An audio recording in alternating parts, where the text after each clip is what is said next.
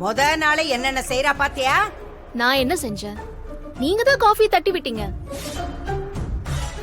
ஏம்மா அந்த புள்ள காப்பி தானம்மா குடுத்துச்சு. அவ கையால நான் வாங்கி குடிக்கணுமா? அம்புட்டு ரோஷம் கெட்டு போனவ கிடையாது நானு. அப்ப வேண்டான்னு சொல்லணும். தட்டி விட்டா நான் என்ன பண்ண முடியும்? மீனாட்சி கொஞ்சம் அமைதியா இருமா. நல்லா வளர்த்து வச்சிருக்க சுமதி. ஆ, அவளை சொல்லி என்ன செய்ய?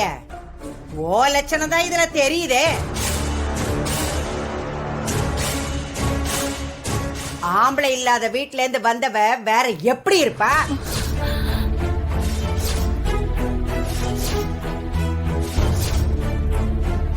அத்தை, அவங்கள ஏன் அனாவசியமா? ஏய், ஓய மூடு. இவ ஒழுங்கா இருந்திருந்தா அவையே அப்படி அடங்காப்படாரியா இருக்க போறா.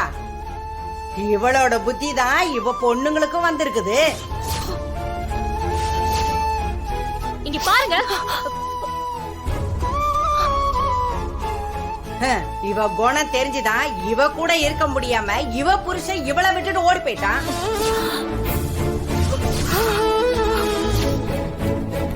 அப்பதா ஏன் அத்தையா? பெத்தவ போற இடத்துல ஒரு பொண்ணு எப்படி இருக்கணும், பெரியவங்களுக்கெல்லாம் எப்படி மரியாதை கொடுக்கணும் சொல்லி கொடுத்துருக்கணும். அதையெல்லாம் சொல்லி கொடுத்திருந்தா இவையே எப்படி இருக்க போறா? அத்தை, மீனாட்சி ஏதோ தெரியாம பண்ணிட்டா. வேண்டாம் மருமகளே. ஏற்கனவே இவ அக்காக்காரிய தலை மேல தூக்கி வச்சுக்கிட்டு இருக்கிற. இப்ப இவளையும் தலையில தூக்கி வச்சுக்கிட்டு கரக மாட்ட ஆடாத. இவ்வளவு நாள் என்னை எதிர்த்து பேசாத இருந்தவ இவளுக வந்ததும் உனக்கு பேசணும்னு தோணிடுச்சுல.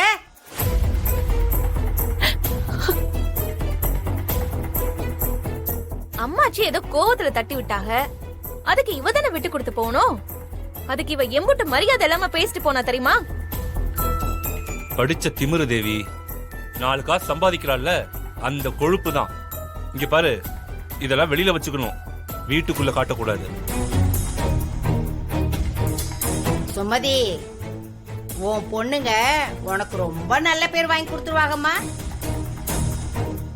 ஓடி போனவனோட பொண்டாட்டி வளர்த்த லட்சணம் இதுதான்.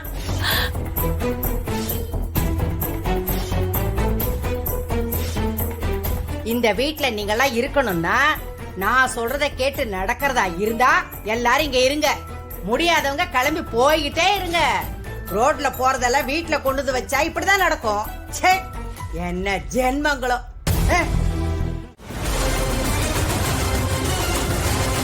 மீனாட்சி, நீ ஒன்றும் கவலைப்படாத. நான் அப்பத்தாட்ட சொல்லிட்டேன்.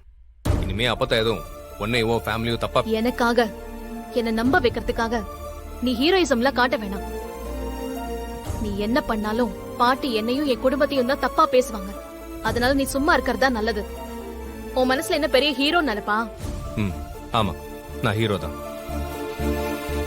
அதே வில்ல ஆதிக்கிட்ட இருந்து நான் உன்னை காப்பாத்திருக்கேன். என்ன, அதான் உண்மை. அது ஒரு நாள் உனக்கே புரியும். அதே மாதிரி அப்பத்தா கிட்ட இருந்தும் உன்னை காப்பாத்துவேன். இன்னைக்கு திட்டுற அதே வாயால உன்னை வாழ்த்தி பேசவும் வைப்பேன். அப்படி வைக்கல, என் பேரு ஜீவா இல்ல.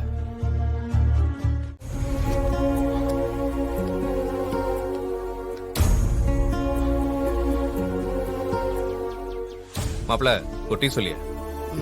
வரேன் அண்ணே, ஒரு டீ.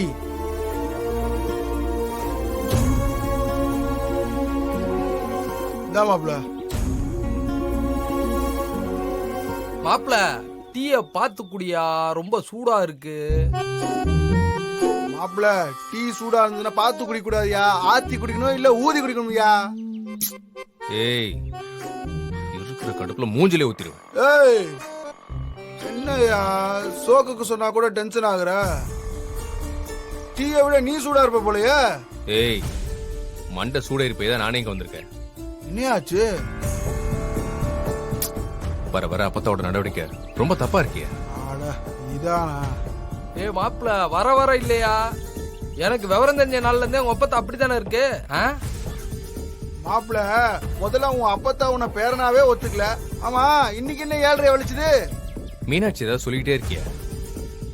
வேணும்னே அசிங்கப்படுத்திட்டு இருக்கு. ஏய் இதெல்லாம் கேட்டு நீ சும்மா இருக்க மாட்டியா? நான் நல்லா கேட்டுதான் விட்டேன். நீ என்னத்துக்கு எனக்காக கேக்குற? உன் வேலையை பார்த்துட்டு போக மாட்டியான்னு என்ன மீனாட்சி அசிங்கப்படுத்துற. மாப்பிள்ள, கல்யாண வாழ்க்கை என்றாலே மத்தள மாதிரிதான், ரெண்டு பக்கமும் அடி விழதான் செய்யும். கரெக்டியா?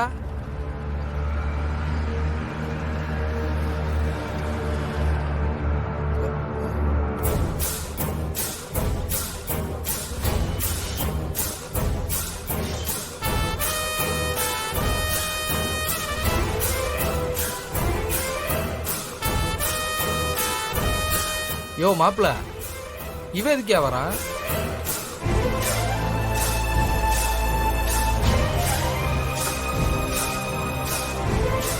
ஒரு ஸ்பெஷல் டீ.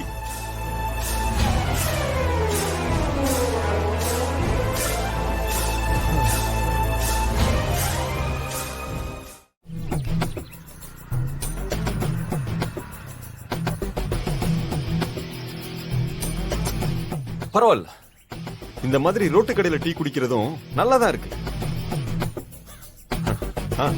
அப்புறம் புது மாப்பிள எப்படி இருக்கீங்க? நான் நல்லாதான் மாப்பிள்ள இருக்கேன். அதான் மீனாட்சி இப்போ என் பொண்டாட்டி ஆயிட்டல்ல.